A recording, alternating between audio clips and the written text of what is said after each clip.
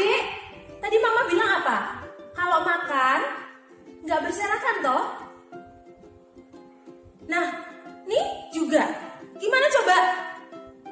Mainannya belum diberesin. Tadi Mama pesen apa? Kalau habis main diberesin dulu. Jangan sana kesini kesana sini. Aduh, pusing kepala Mama. Mama, pernahkah mengalami hal seperti ini? Pasti pernah ya.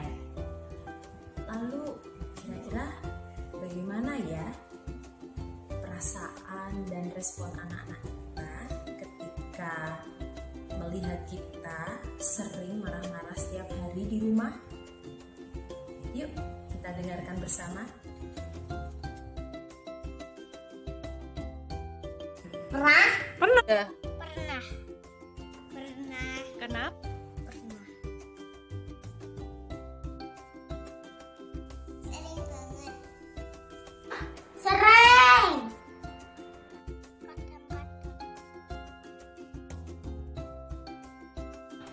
Karena aku kurang nurut belajar terus mandi.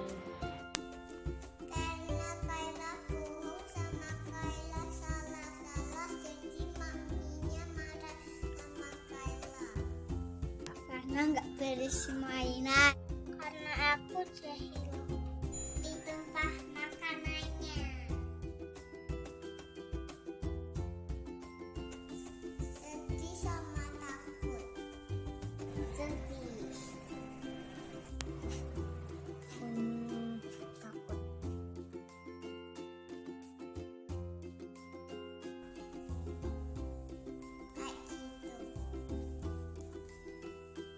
Kayak gitu.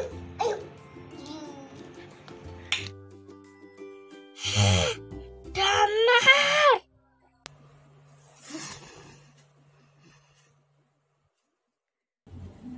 Nah, ternyata seperti itulah perasaan anak-anak ketika kita marah-marah pada mereka. Lalu, bagaimana cara mengatasi dan mengelola emosi ketika kita marah pada anak-anak kita? Mari kita dengarkan bersama tips dari pakar psikolog berikut ini. Hai Moms, apa kabar? Saya akan membagikan tips mengendalikan emosi pada mama atau ibu. 1. Hindari langsung meluapkan reaksi buruk pada anak-anak kita. Jadi Moms, jangan sampai kita mengeluarkan kata-kata yang buruk pada anak, kemudian berteriak, memaki, atau bahkan menghancurkan barang-barang yang ada di sekitar mama. Dan itu akan direkam oleh anak-anak kita, berdampak pada emosi jiwa anak-anak kita, jadi mudah sekali takut, kemudian mereka juga akan merasa tertekan, dan dampak yang lebih buruk adalah mereka bisa trauma. Kemudian tips yang kedua, tarik nafas dalam-dalam kurang lebih 5 detik, kemudian hembuskan. Pastikan mama-mama semuanya benar-benar rileks, tenang, dan kemudian bisa kembali mengajak anak untuk berbicara. Tips yang ketiga, pikirkan tentang efek marah pada anak. Efek marah pada anak tidak hanya dirasakan saat ini, tapi juga bisa direkam dalam diri anak, kemudian akan menimbulkan traumatis tersendiri, dan itu bisa disimpan sampai mereka dewasa. Tentu hal ini tidak diinginkan ya Moms. Jadi pikirkan kembali ketika mama akan marah pada anak, dampaknya itu baik atau justru sangat buruk bagi anak. Tips yang keempat, menjauhlah sesaat Moms. Kita butuh waktu untuk bisa menenangkan diri dulu. Moms mungkin bisa mengambil air minum, kemudian duduk, rileks, mendengarkan musik, atau kemudian membasuh wajah dengan air. Ini akan membuat mama semuanya bisa rileks, bisa tenang, dan bisa kembali berkomunikasi atau berbicara dengan anak. Nah, tips yang kelima, pelajari penyebab mengapa anak-anak kita melakukan kesalahan atau membuat jengkel. Bisa jadi karena anak-anak kita hanya ingin diperhatikan oleh kita, ya. Jadi mereka perlu kita ajak berbicara dari hati ke hati, apa sih yang menjadi penyebab mereka melakukan kesalahan.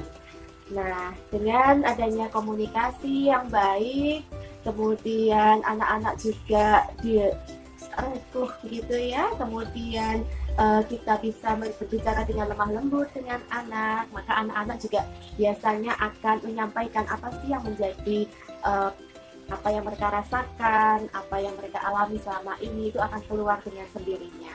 Nah, tips yang terakhir, hindari hukuman fisik kepada anak.